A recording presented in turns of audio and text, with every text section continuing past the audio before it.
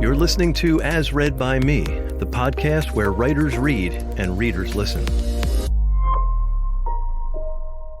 Greetings, readers. I'm Dave Stiles, and welcome to another episode of As Read by Me.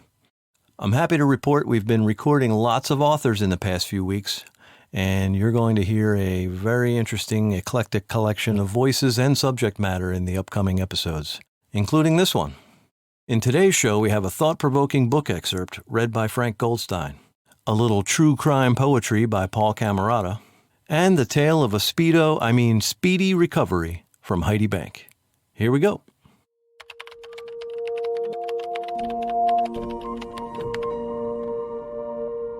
Hi, I'm Frank Goldstein, and this is an excerpt from my book entitled Shoot It Anyway.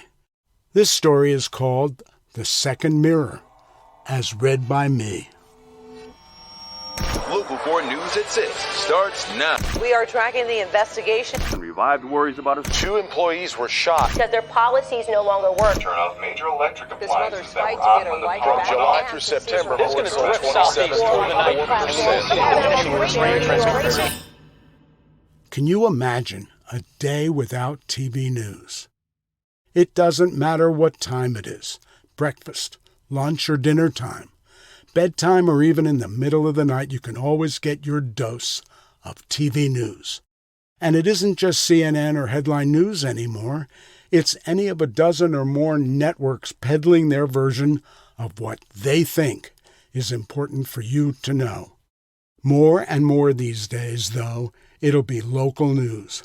Most towns now have a local news that begins in the middle of the night, even long before the early network shows like Good Morning America or the Today Show start. You're more than likely to find a live local newscast on the air almost all day and all night. The reason for all these stations airing hours of local news is simple. You, the viewer, want it. It's also cheap for the stations to run a newscast. There's very few staff needed in the studio with robotic cameras and computer technology running much of the show. Then there's the stories that are always part of the news. Well, maybe they were recorded earlier for yesterday's early morning news. And if they can be run again, well, that's like 2 minutes of free TV time. One camera on the street can shoot that 3-alarm fire, edit the video, send it to the station over a cell phone or via the internet. We wake up, stumble into the bathroom, and stare for a moment at that frightening reflection in the mirror. Often we're almost afraid to look. Another day older, more lines, bags and circles. We come out of the bathroom, find the clicker, hit a button, and there it is. Local news. It's telling us where the shooting was and what burned in our town overnight. The newscast is telling us who we are in terms of what our community is. What we've become, how we view ourselves, is now the reflection of the stories told to us on our local news show. We have become hooked.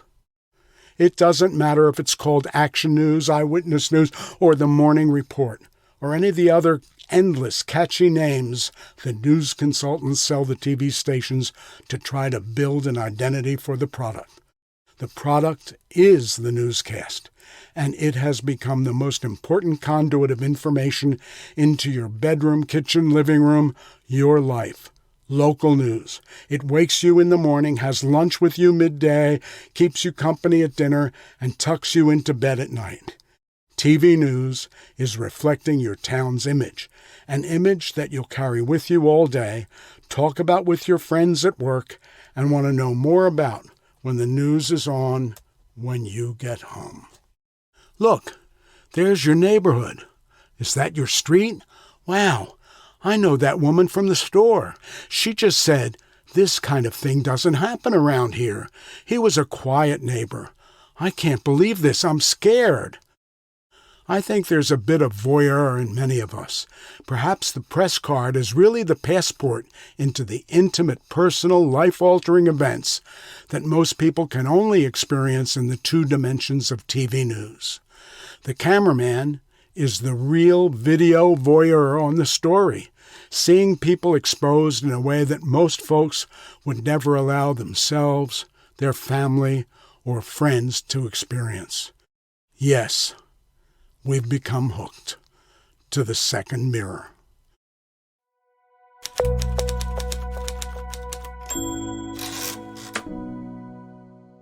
Hi, I'm Paul Camarata, and this is Numbers Crunch, as read by me. Imagine Al Capone, a liar, cheat, a thief, a dirty deedy doer, his crimes beyond belief. He made the cops' lives rough, his victims got it bad. But more than all of them, Al's accountant's life was sad. Because for all the not good stuff old Al Capone did done, despite that pile of sins, folks most remember one. The crime for which they nailed him, that got Al sent away, was all the income taxes that he did not pay. My accountant's got one job, yet evasion of my taxes is getting me locked up. That's simply what the facts is. Call me what you want, Al said, driving off to jail. But I'd be a free man right now, if not for that guy's fail. The record didn't bother to note Al's accountant's name. It just remembered that his work for Al's fall was to blame. Fair or not, those are the breaks for accessories to mistakes. So while old Al Capone became famous for bad stuff, Al Capone's accountant skills in history also got it rough.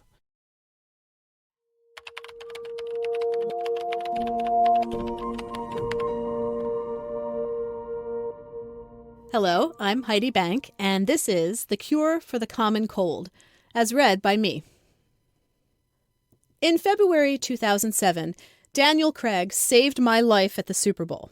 I know, it sounds incredible, but it's 100% true. Here's what happened. My job as a video editor takes me to the Super Bowl every year to work on the annual "I'm going to Disney World" commercial. That February, the Friday before Super Bowl 41, I suddenly came down with a nasty cold.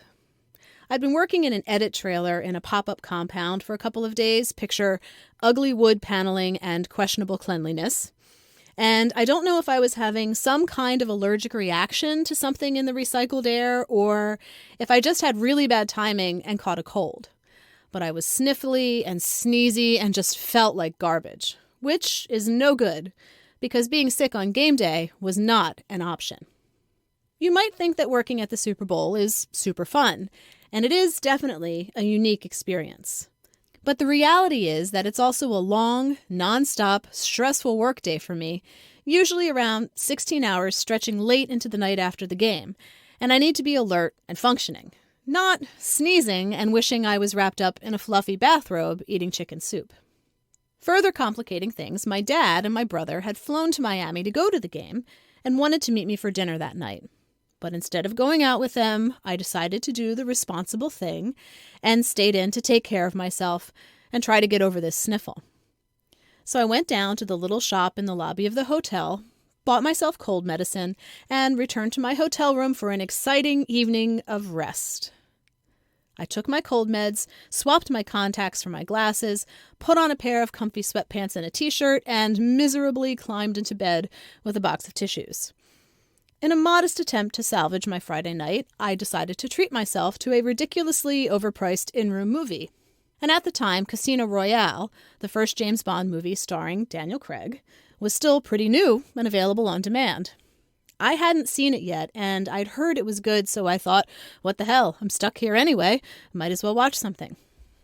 Here I am, laying in the middle of my king-size bed, alone in my hotel room in Miami on Super Bowl weekend, propped up by pillows, hair in a ratty ponytail, surrounded by cold meds and used tissues, just miserable, watching the movie through watery eyes and fits of coughing. About 30 minutes in, James Bond has pursued the bad guys to the Bahamas, where he, for whatever reason, decides to take a swim in the sea. Now, here's where I need to jump in and clarify that I was not unfamiliar with actor Daniel Craig before watching Casino Royale. I had seen him in other movies before he became 007, like Tomb Raider and Munich. And I thought he was good, but he'd never struck me as notably attractive. But then, as James Bond, Daniel Craig walked out of the ocean emerging from the waves in tight blue swim trunks, the water cascading off of his impossibly perfect muscles, his eyes the same blue as the sea. And it stopped me mid-sniffle.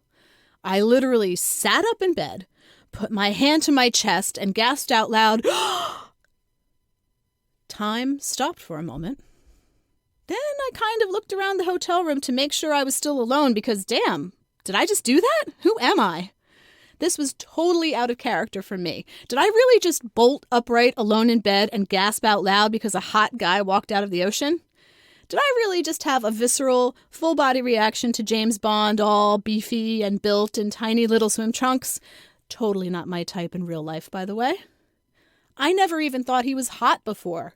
But sure enough, there I was, fully upright, heart racing. I may or may not have rewound and played back that scene several times before letting my heart rate return to normal and watching the rest of the movie, which I really liked, by the way. It's actually become my favorite James Bond movie. And then I finally blew my nose one last time, turned out the lights, and went to bed. When I woke up the next morning, I stretched and reached for my glasses and for a few blissful moments forgot how sick I'd felt the night before. And then I realized, wait a minute, I can breathe through my nose. My eyes aren't scratchy. Sneezing, gone. Coughing, gone. Gross pile of used tissues, well, they were still around, at least until the hotel staff cleaned my room. Sorry, hotel maids. But totally improbably, and very thankfully, I felt great. No trace of the cold. I was cured.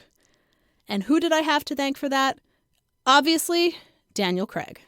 His utterly unexpected hotness had clearly shocked the cold right out of my system.